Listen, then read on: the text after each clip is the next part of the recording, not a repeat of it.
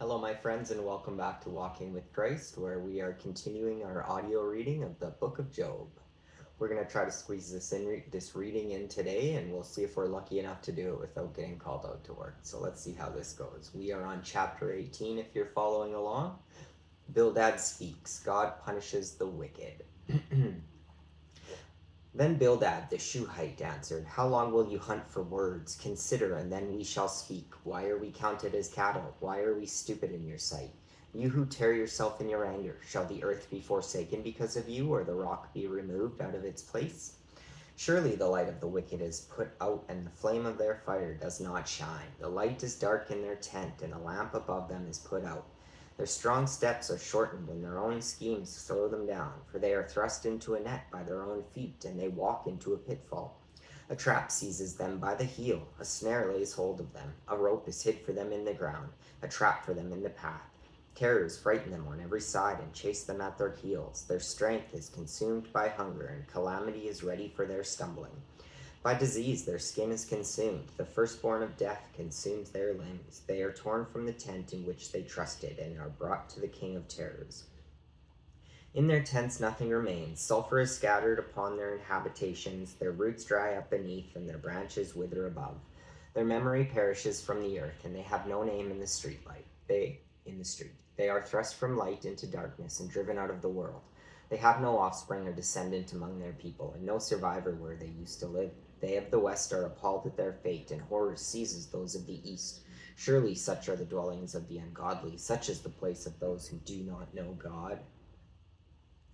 Job replies, I know that my Redeemer lives. 19. Then Job answered, How long will you torment me and break me in pieces with words? These 10 times you have cast reproach upon me. Are you not ashamed to wrong me? And even if it is true that I have erred, my error remains with me. If indeed you magnify yourselves against me and make my humiliation an argument against me, know then that God has put me in the wrong and closed his net around me. Even when I cry out violence, I am not ashamed. I'm not answered. I call aloud, but there is no justice. He has walled up my ways so that I cannot pass, and he has set darkness upon my paths. He has stripped my glory from me and taken the crown from my head. He breaks me down on every side, and I am gone. He has uprooted my hope like a tree. He has kindled his wrath against me and counts me as his adversary. His troops come on together. They have thrown up siege works against me and encamp around my tent. He has put my family far from me, and my acquaintances are wholly estranged from me. My relatives and my close friends have failed me. The guests in my house have forgotten me. My serving girls count me as a stranger. I have become an alien in their eyes. I call to my servant, but he gives me no answer. I must myself plead with him. My breath is repulsive to my wife. I am loathsome to my own family. Even young children despise me. When I rise, they talk against me. All my intimate friends abhor me, and those whom I have loved turned against me. My bones cling to my skin and to my flesh, and I have escaped by the skin of my teeth. Have pity on me, O you my friends, for the hand of God has touched me. Why do you, like God, pursue me, never satisfied with my flesh? Oh, that my words were written down. Oh, that they were inscribed in a book. Oh, that with an iron pen and with lead they were engraved on a rock forever. For I know that my Redeemer lives, and that at the last he will stand upon the earth. And after my skin has been thus destroyed, then in my flesh I shall see God, whom I shall see on my side, and my eyes shall behold, and not another. My heart faints within me. If you say he will persecute him, or how will he persecute him? How we will persecute him, and the root of the matter is found in him? Be afraid of the sword, for wrath brings the punishment of the sword, so that you may know there is a judgment. Zophar speaks, wickedness receives just retribution. Chapter 20. Then Zophar the Naamathite answered, Pay attention, my thoughts urge me to answer because of the agitation within me. I hear censure that insults me, and a spirit beyond my understanding answers me. Do you not know this from of old, ever since mortals were placed on earth, that the exulting of the wicked is short, and the joy of the godless is but for a moment? Even though they mount up high as the heavens, and their head reaches to the clouds, they will perish forever like their own dung. Those who have seen them will say, Where are they? They will fly away like a dream and not be found. They will be chased away like a vision of the night. The eye that saw them will see them no more, nor will their place behold them any longer. Their children will seek the favor of the poor, and their hands will give back their wealth. Their bodies, once full of youth, will lie down in the dust with them. Though wickedness is sweet in their mouth, though they hide it under their tongues, though they are loath to let it go and hold it in their mouths, yet their food is turned in their stomachs. It is the venom of asps within them. They swallow down riches and vomit them up again. God casts them out of their bellies. They will suck on the poison of asps. The tongue of a viper will kill them. They will not look on the rivers, the streams flowing with honey and curds. They will give back the fruit of their toil, and will not swallow it down. From the profit of their trading they will get no enjoyment, for they have crushed and abandoned the poor. They have seized a house that they did not build. They knew no quiet in their bellies. In their greed they let nothing escape. There was nothing left after they had eaten. Therefore their prosperity will not endure. In full sufficiency they will be in distress. All the force of misery will come upon them. To fill their belly to the full, God will send his fierce anger into them and rain it upon them as their food. They will flee from an iron weapon. A bronze arrow will strike through them. It is drawn forth and comes out of their body, and the glittering point comes out of their gall. Terrors come upon them. Utter darkness is laid up for their treasures. A fire fanned by no one will devour them. What is left in their tent will be consumed. The heavens will reveal their iniquity, and the earth will rise up against them. The possessions of their house will be carried away, dragged off on the day of God's wrath. This is the portion of the wicked from God, the heritage decreed for them by God. Job replies, the wicked often go unpunished. Chapter 21. Then Job answered, listen carefully to my words, and let this be your consolation. Bear with me, and I will speak. Then after I have spoken, mock on. As for me, is my complaint addressed to mortals? Why should I not be impatient? Look at me and be appalled, and lay your hand upon your mouth. When I think of it, I am dismayed, and shuddering seizes my flesh. Why do the wicked live on, reach old age, and grow mighty in power? Their children are established in their presence, and their offspring before their eyes. Their houses are safe from fear, and no rod of God is upon them. Their bull breeds without fail, their cow calves and never miscarries. They send out their little ones like a flock, and their children dance around. They sing to the tambourine and the lyre, and rejoice to the sound of the pipe. They spend their days in prosperity, and in peace they go down to Sheol. They say to God, leave us alone, we do not desire to know your ways. What is the Almighty that we should serve him? And what profit do we get if we pray to him? Is there not their prosperity indeed their own achievement? The plans of the wicked are repugnant to me.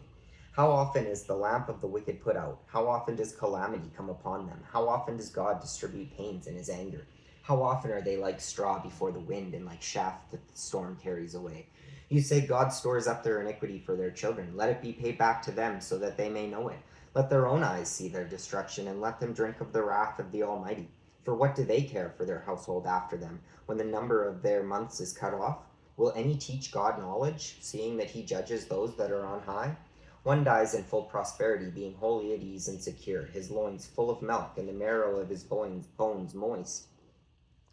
Another dies in bitterness of soul, never having tasted of good. They lie down alike in the dust, and the worms cover them. Oh, I know your thoughts and your schemes to wrong me, for you say, where is the house of the prince? Where is the tent in which the wicked live? Have you not asked those who travel the roads, and do you not accept their testimony, that the wicked are spared on the day of calamity, and are rescued on the day of wrath? Who declares their way to their face, and who repays them for what they have done? When they are carried to the grave, a watch is kept over their tomb. The clods of the valley are sweet to them. Everyone will follow after, and those who went before are innumerable. How then will you comfort me with empty nothings? There is nothing left of your answers but falsehood. Eliphaz speaks, Job's wickedness is great. 22. Then Eliphaz the Temanite answered, can a mortal be of use to God? Can even the wisest be of service to him? Is it any pleasure to the Almighty if you are righteous? Or is it gain to him if you make your ways blameless? Is it for your piety that he reproves you and enters into judgment with you? Is not your wickedness great? There is no end to your iniquities. For you have exacted pledges from your family for no reason, and stripped the naked of their clothing. You have given no water to the weary to drink, and you have withheld bread from the hungry. The powerful possess the land, and the favored live in it. You have sent widows away empty-handed, and the arms of the orphans you have crushed. Therefore snares are around you, and sudden terror overwhelms you, or darkness so that you cannot see. A flood of water covers you. Is not God high in the heavens? See the highest stars, how lofty they are. Therefore you say, what does God know? Can he judge through the deep darkness? Thick clouds enwrap him, so that he does not see, and he walks on the dome of heaven. Will you keep to the old way that the wicked have trod? They were snatched away before their time. Their foundation was washed away by a flood. They said to God, leave us alone, and what can the Almighty do to us? Yet he filled their houses with good things, but the plans of the wicked are repugnant to me. The righteous see it and are glad. The innocent laugh them to scorn, saying, surely our adversaries are cut off, and what they left the fire has consumed. Agree with God and be at peace. In this way good will come to you. Receive instruction from his mouth and lay up his words in your heart. If you return to the Almighty, you will be restored. If you remove unrighteousness from your tents, if you treat gold like dust and gold of Ophir like the stones of the torrent bed, and if the Almighty is your gold and your precious silver, then you will delight in the Almighty and lift up your face to God. You will pray to him and he will hear you, and you will pay your vows. You will decide on a matter and it will be established for you, and light will shine on your ways. When others are humiliated, you say it is pride, for he saves the humble. He will deliver even those who are guilty. They will escape because of the cleanness of your hands. Job replies, my complaint is bitter. Chapter 23. Then Job answered, today also my complaint is bitter. His hand is heavy despite my groaning. Oh, that I knew where I might find him, that I might come even to his dwelling. I would lay my case before him and fill my mouth with arguments. I would learn that he would answer me and understand what he would say to me. Would he contend with me in the greatness of his power? No, but he would give heed to me. There an upright person could reason with him, and I should be acquitted forever by my judge. If I go forward, he is not there, or backward, I cannot perceive him. On the left he hides, and I cannot behold him. I turn to the right, but I cannot see him. But he knows the way that I take. When he has tested me, I shall come out like gold. My foot has held fast to his steps. I have kept his way and have not turned aside. I have not departed from the commandment of his lips. I have treasured in my bosom the words of his mouth. But he stands alone, and who can dissuade him? What he desires that he does, for he will complete points for me, and many such things are in his mind. Therefore I am terrified at his presence. When I consider, I am in dread of him. God has made my heart faint. The Almighty has terrified me. If only I could vanish in darkness, a thick darkness would cover my face. Job complains of violence on the earth. Why are times not kept by the Almighty, and why do those who know him never see his days? The wicked remove landmarks, they seize flocks and pasture them. They drive away the donkey of the orphan, they take the widow's ox for a pledge, they thrust the needy off the roof, the poor of the earth all hide themselves. Like wild asses in the desert, they go out to their toil, scavenging in the wasteland, food for their young. They reap in a field not their own, and they glean in the vineyard of the wicked. They lie all night naked without clothing, and have no covering in the cold. They are wet with the rain of the mountains, and cling to the rock for want of shelter. These are those who snatch the orphan child from the breast, and take as a pledge the infant of the poor. They go about naked without clothing. Though hungry, they carry the sheaves. Between their terraces, they press out oil. They tread the wine presses, but suffer thirst. From the city, the dying groan, and the throat of the wounded cries for help, yet God pays no attention to their prayer. And this reminds me of something that Jesus said. One of the reasons he came, it wasn't healthy people that needed a doctor, it was the sick people. And this is what Job is saying, like, where is salvation for the hurt, for the suffering? What does God do about it? And it's almost like God heard Job and said, you know what?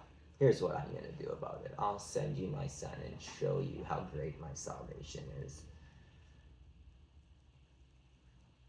There are those who rebel against the light, who are not acquainted with its ways, and do not stray in its paths. The murderer rises at dusk to kill the poor and needy, and in the night is like a thief. The eye of the adulterer also waits for the twilight, saying, no eye will see me, and he disguises his face.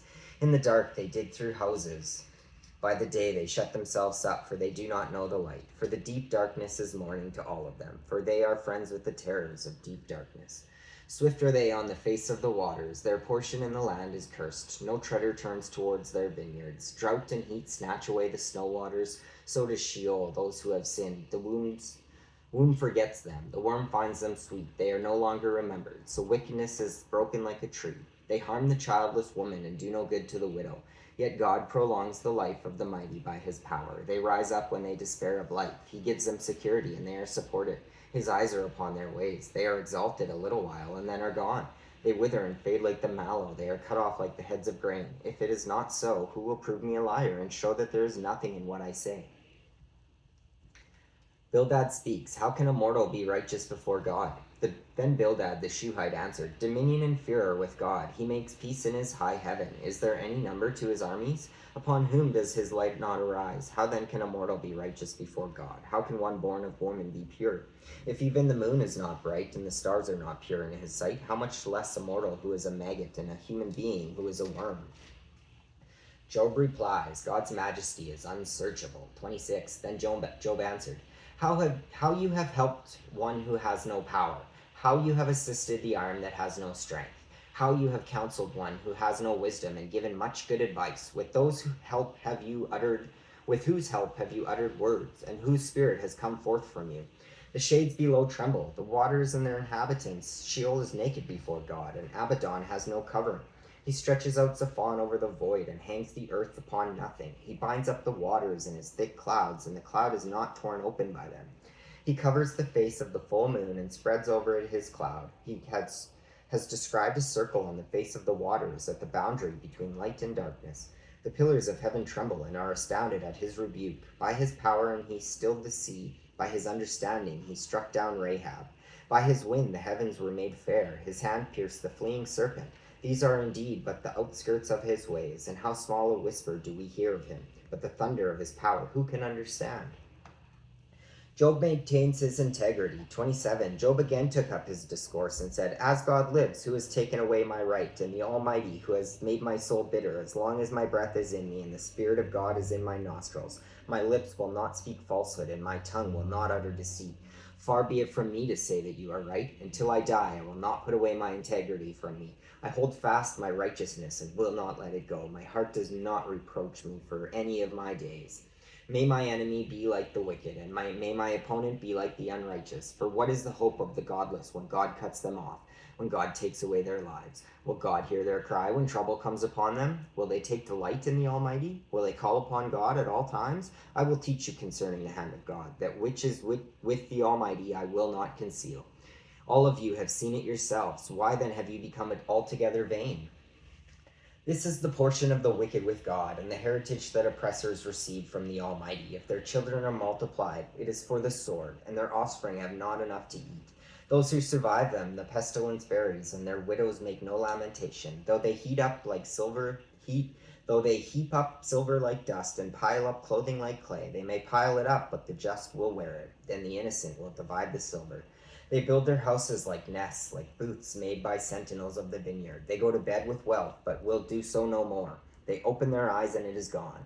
Terrors overtake them like a flood in the night. A whirlwind carries them off. The east wind lifts them up, and they are gone. It sweeps them out of their place. It hurls them without pity. They flee from its power in headlong flight.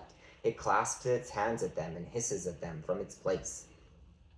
Interlude, where wisdom is found. 28. Surely there is a mine for silver and a place for gold to be refined. Iron is taken out of the earth, and copper is smelted from ore. Miners put an end to darkness and search out to the farthest bound the ore in gloom and deep darkness. They open shafts in a valley away from human habitation. They are forgotten by travelers. They sway suspended, remote from people.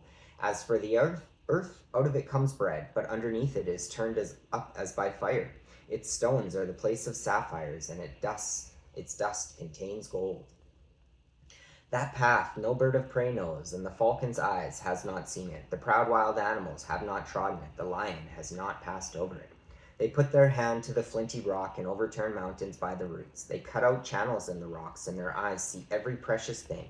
The sources of the rivers they probe, hidden things they bring to light. But where shall wisdom be found, and where is the place of understanding? Mortals do not know the way to it, and it is not found in the land of the living.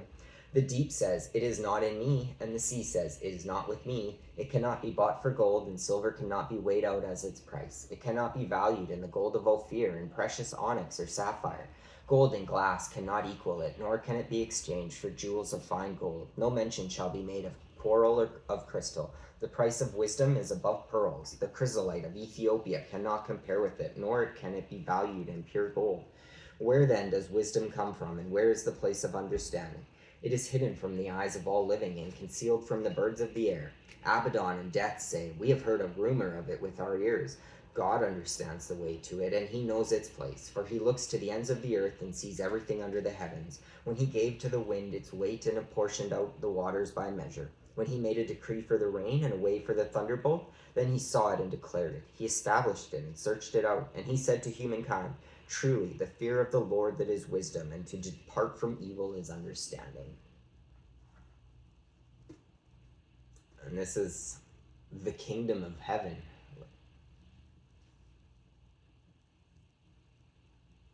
This is how I felt when I was reading it, like just a foretelling of Jesus' message. This is what God brought to the earth for us. Job finishes his defense. 29. Job again took up his discourse and said, "Oh, that I were as in the months of old, as in the days when God watched over me, when his lamp shone all over my head, and by his light I walked through darkness, when I was in my prime, when the friendship of God was upon my tent, when the Almighty was still with me, when my children were around me, when my steps were washed with milk, and the rock poured out for my streams of oil. When I went out to the gate of the city, when I took my seat in the square, then the young men saw me and withdrew, and the aged rose up and stood. The nobles refrained from talking and laid their hands on their mouths. The voices of princes were hushed, and their tongues stuck to the roof of their mouths. When the ear heard, it commended me, and when the eye saw, it approved, because I delivered the poor who cried, and the orphan who had no helper. The blessing of the wretched came upon me, and I caused the widow's heart to sing for joy. I put on righteousness, and it clothed me. My justice was like a robe and a turban. I was eyes to the blind, and feet to the lame. I was a feather, meat to the needy, and I championed the cause of the stranger. I broke the fangs of the unrighteous, and made them drop their prey from their teeth. Then I thought, I shall die in my nest, and I shall multiply my days like the phoenix. My roots spread out to the waters, with the dew all night on my branches. My glory was fresh with me, and my bough ever new in my hand. They listened to me and waited, and kept silence for my counsel. After I spoke, they did not speak again, and my word dropped upon them like dew. They waited for me as for the rain. They opened their mouths as for the spring rain. I smiled on them when they had no confidence, and the light of my countenance they did not extinguish. I chose their way and sat as chief, and I lived like a king among his troops, like one who comforts mourners. But now they make sport of me, those who are younger than I, whose fathers I would have disdained, to set with the dogs of my flock. What could I gain from the strength of their hands? All their vigor is gone. Through want and hard hunger they gnaw the dry and desolate ground. They pick mallow and the leaves of bushes, and to warm themselves they roots of broom. They are driven out from society. People shout after them as after a thief. In the gullies of Wadi they must live, in the holes in the ground and in the rocks. Among the bushes they bray, under the nettles they huddle together. A senseless, disreputable brood, they have been whipped out of the land. And now they mock me in song. I am a byword to them. They abhor me, they keep aloof from me. They do not hesitate to spit at the sight of me, because God has loosed my bowstring and humbled me. They have cast off restraint in my presence. On my right hand the rabble rise up. They send me sprawling and build roads for my ruin. They break up my path. They promote my calamity. No one restrains them. As through a wide breach they come. Amid the crash they roll on. Terrors are turned upon me. My honor is pursued as by the wind, and my prosperity is passed away like a cloud. And now my soul is poured out within me. Days of affliction have taken hold of me. The night racks my bones, and the pain that gnaws me takes no rest. With violence he seizes my garment. He grasps me by the collar of my tunic. He has cast me into the mirror, and I have become like dust and ashes. I cry to you, and you do not answer me. I stand, and you merely look at me. You have turned cruel to me. With the might of your hand you persecute me. You lift me up on the wind. You make me ride on it, and you toss me about in the roar of the storm. I know that you will bring me to death, into the house appointed for all living. Surely one does not turn against the needy when in disaster they cry for help. Did I not weep for those whose day was hard? Was not my soul grieved for the poor? But when I looked for good, evil came. When I waited for light, darkness came. My inward parts are in turmoil and are never still. Days of affliction come to meet me. I go about in sunless gloom. I stand up in the assembly and cry for help. I am a brother of jackals and a companion of ostriches. My skin turns black and falls from me, and my bones burn with heat. My lyre is turning to mourning, and my pipe to the voice of those who weep. 31. I have made a covenant with my eyes. How then could I look upon a virgin? What would be my portion from God above, and my heritage from the Almighty on high? Does not calamity befall the unrighteous, and disaster the workers of iniquity? Does he not see my ways and number all my steps? If I have walked with falsehood and my foot has hurried to deceit, let me be weighed in a just balance, and let God know my integrity. If my step has turned aside from the way, and my heart has followed my eyes, and if any spot has clung to my hands, then let me sow and another eat, and let what grows for me be rooted out. If my heart has been enticed by a woman, and I have lain in wait at my neighbor's door, then let my wife grind for another, and let other men kneel over her. For that would be a heinous crime, that would be a criminal offense, for that would be a fire consuming down to Abaddon, and it would burn to the root all my harvest. If I have rejected the cause of my male or female slaves when they brought a complaint against me, what then shall I do when God rises up? When he makes inquiry, what shall I answer him? Did not he who made me in the womb make them? And did not one fashion us in the womb? If I have withheld anything that the poor desired, or have caused the eyes of the widow to fail, or have eaten my morsel alone, and the orphan has not eaten from it, for from my youth I reared the orphan like a father, and from my mother's womb I guided the widow. If I have seen anyone perish for lack of clothing, or a poor person without covering, whose loins have not blessed me, and who was not warmed with the fleece of my sheep, if I have raised my hand against the orphan, because I saw I had supporters at the gate, then let my shoulder blade fall from my shoulder, and let my arm be broken from its socket. For I was in terror of calamity from God, and I could not have faced his majesty. If I have made gold my trust, or called fine gold my confidence, if I have rejoiced because my wealth was great, or because my hand had acquired much, if I have looked at the sun when it shone, or the moon moving in splendor, and my heart has been secretly enticed, and my mouth has kissed my hand, this also would be an iniquity to be punished by the judges, for I should have been false to God above. If I have rejoiced at the ruin of those who hated me, or exulted when evil overtook them, I have not let my mouth sin by asking for their lives with a curse. If those of my tent ever said, "Oh, that we might be salted with his flesh, sated with his flesh," the stranger has not lodged in the street. I have opened my doors to the traveler. If I have concealed my transgression, as others do, by hiding my iniquity in my bosom, because I stood in great fear of the multitude, and the contempt of families terrified me, so that I kept silence and did not go outdoors, oh, that I had one to hear me. Oh, that I had the indictment written by my adversary. Surely I would carry it on my shoulder. I would bind it on me like a crown. I would give him an account of all my steps. Like a prince I would approach him. If my land has cried out against me, and its furrows have wept together, if I have eaten its yield without payment, and caused the death of its owners, let thorns grow instead of wheat, and foul weeds instead of barley. The words of Job are ended. Elihu rebukes Job's friends. So these three men ceased to answer Job, because he was righteous in his own eyes. Then Elihu, son of Barachel, the Buzite of the family of Ram, became angry. He was angry at Job because he justified himself rather than God. He was angry also at Job's three friends because they had found no answer, though they had declared Job to be in the wrong. Now Elihu had waited to speak to Job because they were older than he. But when Elihu saw that there was no answer in the mouths of these three men, he became angry. Elihu, son of Barachel the Buzite answered, I am young in years, and you are aged. Therefore I was timid and afraid to declare my opinion to you. I said, let days speak, and many years teach wisdom. But truly it is the spirit and immortal, and the breath of the Almighty that makes for understanding. It is not the old that are wise, nor the aged that understand what is right. Therefore I say, listen to me. Let me also declare my opinion. See, I waited for your words. I listened to your wise sayings, while you searched out what to say. I gave you my attention, but there was in fact no one that confuted Job. No one answered among you that answered his words. Yet do not say, we have found wisdom. God may vanquish him, not a human. He has not directed his words against me, and I will not answer him with your speeches. They are dismayed, they answer no more, they have not a word to say. And am I to wait because they do not speak, because they stand there and answer no more? I will also give my answer, I also will declare my opinion, for I am full of words, the spirit within me constrains me. My heart is indeed like wine that has no vent, like new wineskins, it is ready to burst. I must speak so that I may find relief. I must open my lips and answer. I will not show partiality to any person or use flattery towards anyone, for I do not know how to flatter, or my Maker would soon put an end to me. Elihu rebukes Job. We're going to wrap up with number 33. But now hear my speech, O Job, and listen to all my words. See, I open my mouth.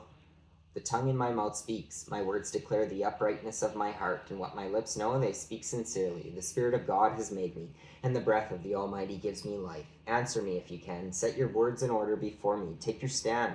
See, before God I am as you are. I too was formed from a piece of clay. No fear of me need terrify you. My pressure will not be heavy on you. Surely you have spoken in my hearing, and I have heard the sound of your words. You say, I am clean without transgression. I am pure, and there is no iniquity in me. Look, he finds occasions against me. He counts me as his enemy. He puts my feet in the stocks and watches all my paths. But in this you are not right. I will answer you. God is greater than any mortal. Why do you contend against him, saying, He will answer none of my words? For God speaks in one way, and in two, though people do not perceive it. In a dream, in a vision of the night, when deep sleep falls on mortals, while they slumber on their beds, then he opens their ears and terrifies them with warnings, that he may turn them aside from their deeds and keep them from pride, to spare their souls from the pit, their lives from traversing the river. They are also chastened with pain upon their beds, and with continual strife in their bones, so that their lives loathe bread, and their appetites dainty food. Their flesh is so wasted away that it cannot be seen, and their bones once invisible now stick out. Their souls draw near the pit, and their lives to those who bring death. Then, if there should be for one of them an angel, a mediator, one of 1,000, one who declares a person upright, and he is gracious to that person, and says, Deliver him from going down into the pit, I have found a ransom, let his flesh become fresh from youth. Let him return to the day of his youthful vigor. Then he prays to God and is accepted by him. He comes into his presence with joy, and God repays him for his righteousness. That person sings to others and says, I sinned and perverted what was right, and it was not paid back to me. He has redeemed my soul from going down to the pit, and my life shall see the light. God indeed does all these things twice, 3 times with mortals, to bring back their souls from the pit, so that they may see the light of life. Pay heed, Job, listen to me, be silent, and I will speak. If you have anything to say, answer me. Speak, for I desire to justify you. If not, listen to me, be silent, and I will teach you wisdom. Excellent, and we will pick up at chapter 34 tomorrow, and hopefully finish the book of Job. Thank you all again for joining me. Peace be with you all. Take God's love with you as you go. Amen.